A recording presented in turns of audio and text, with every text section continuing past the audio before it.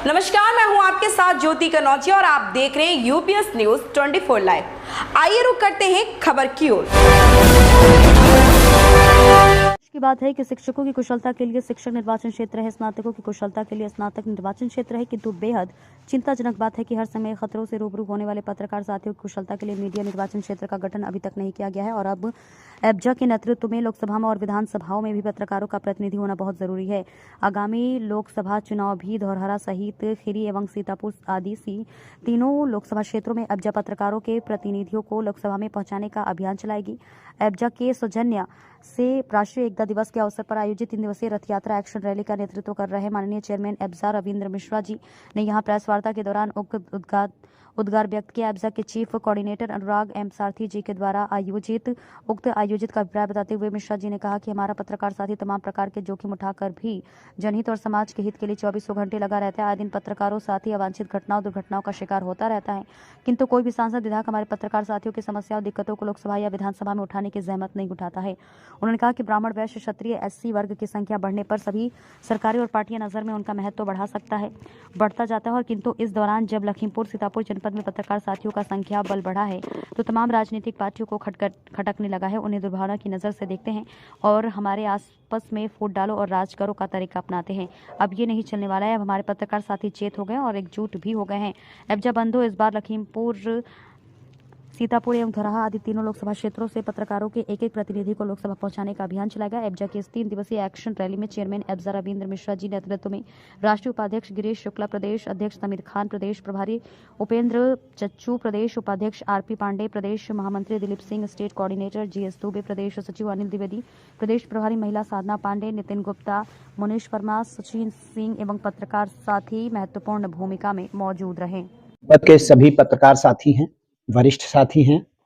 और पत्रकार साथी को जीनियस माना भी जाता है और पत्रकार साथी जीनियस होते भी हैं, किंतु इसी जगह पर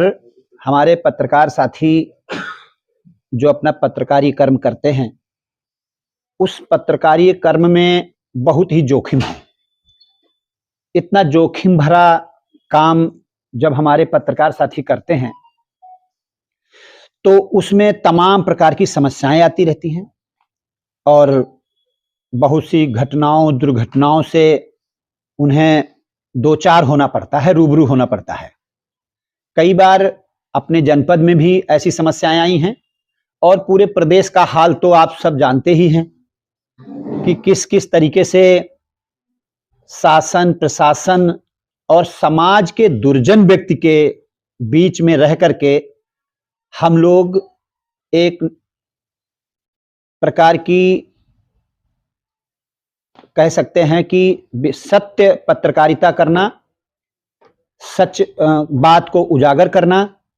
हम लोगों के लिए बहुत ही कठिन काम है, किंतु हम ऐसे पेशे में जुड़े हुए हैं। हमारा कर्तव्य है, हमारा जिम्मेदारी भी है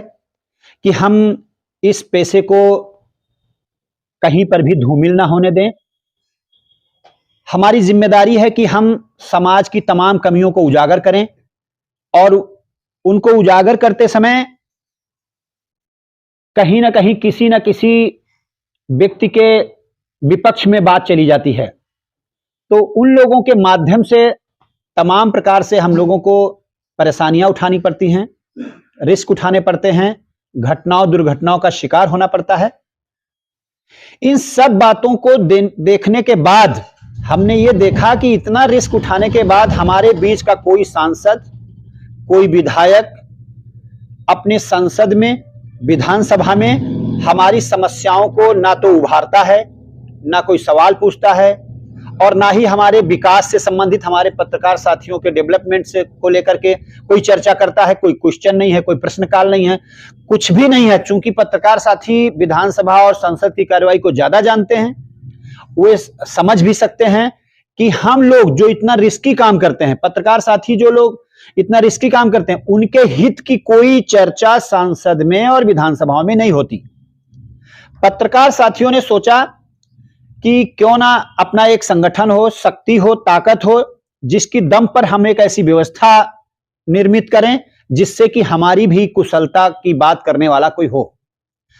अपने all Indian press journalist association एप्जा एपजा ने योजना बनाई कि हम सभी पत्रकार साथियों को संगठित करेंगे और उसके बाद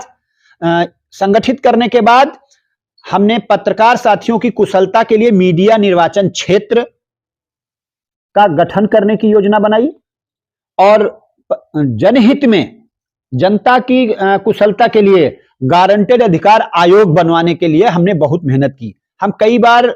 अपनी पूरी टीम के साथ, जिसमें लखीमपुर जनपद भी पूरी तरीके से सम्मिलित रहा है,